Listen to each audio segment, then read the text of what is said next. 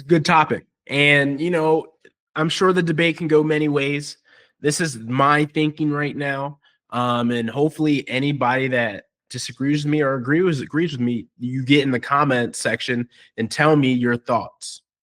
But the topic is postcards are the new paperbacks. And let's get in why, at least in my opinion. And so I have a list of things, bullet points I want to go over and explain as to why I see postcards as a better investment as a book reseller, a paper product reseller. There are amazing paperbacks out there. I sell paperbacks almost every day, but at least to be honest, in my business, the margins on paperbacks, when you consider the space they take up, the margins and what I could do with the postcard and the postcards margins and the shipping ease of postcards, it really has me in favor of focusing on postcards more than paperbacks. I'm still doing any book that sells, of course. I love my nonfiction. I love my hardbacks. I love my vintage antique stuff. That's never changing for Rare Books USA.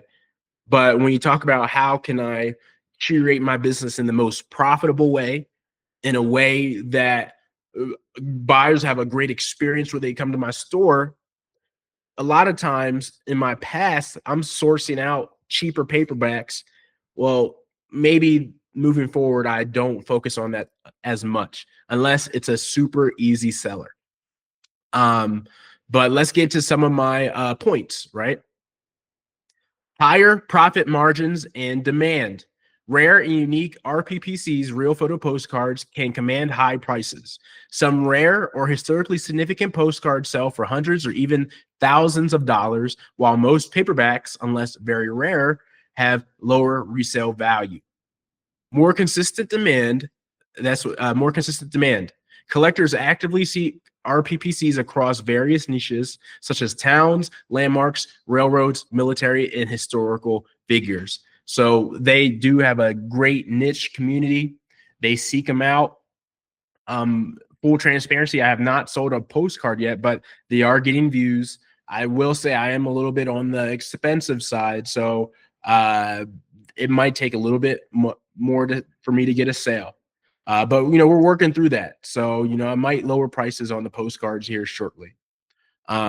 So for some gematria, we have postcard equaling 33 in reduction. That's good basic number right there. Good basic gematria.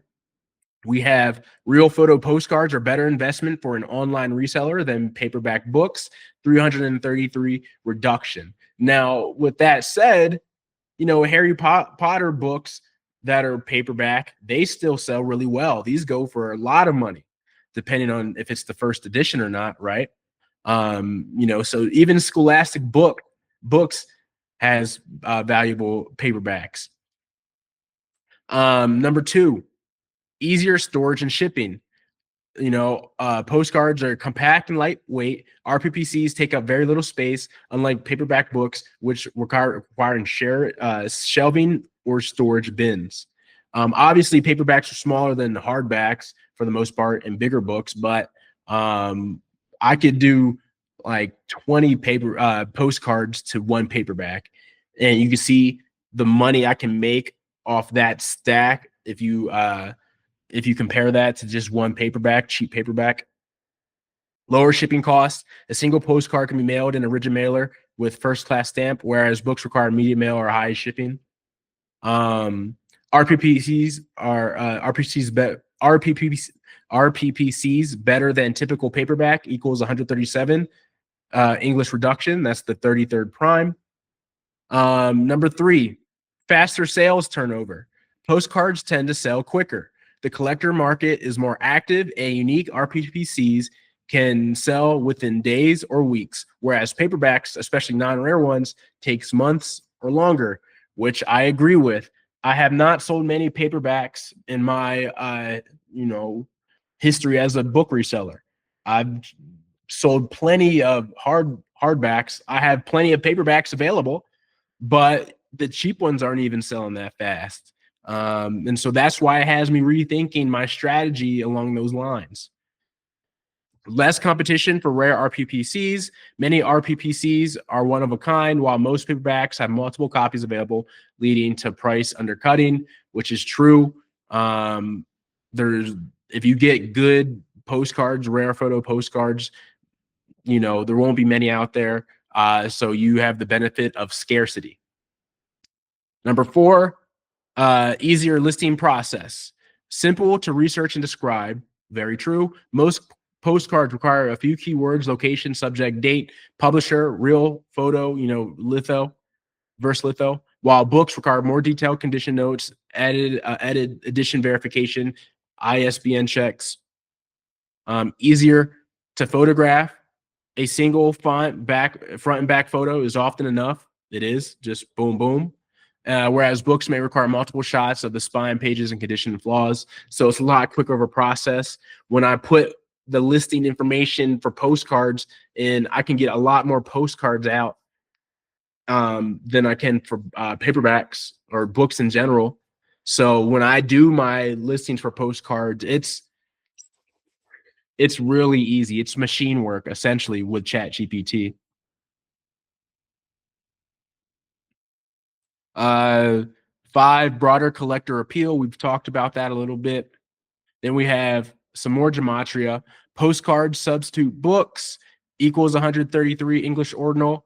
RPPC replaces paperback when selling, also equals 333 English ordinal. Then you have RPPC replaces paperbacks when selling, 153 in reduction. And then you have postcards substitute books, 153 reverse reduction. So you see the gematria connections there. Less condition sensitivity. Collectors expect some wear on postcards. A vintage RPPC with minor creases or marks can still sell well. Meanwhile, paperbacks with writing, spine damage, or page wear can significantly lose value. So that's good to know. A little smudges on the postcards don't really affect value that much. And more scalability. Easier to acquire large quantities. You can source RPPCs in bulk from estate sales, auctions, flea markets, often paying pennies per card while selling them to $10 to $100. Lower initial investment per item. Rare paperbacks can be expensive upfront, whereas RPPCs can be found cheaply and flipped for high profits. So that was the list of things for postcards over paperbacks. Will I, stop sourcing paperbacks altogether? No. If I come across a first edition Harry Potter paperback, I'm picking it up. I've sold enough high quality paperbacks to know what to look for, but the $10 ones, I'm not doing that anymore. So I've been, when it comes into the ephemera type of angle I'm taking, postcards, real photo postcards are firmly in there. And again, I haven't sold any yet, but I do believe I will sell some once I get some good, better ones out there, work with my pricing and my listing. So what do you guys think about this? When you guys see this video, do you think postcards is a great substitute for paperbacks? Will paperbacks never go out of style? Will they always have a stronghold in the book reselling community? Let me know in the comment section when you see this. Thank you.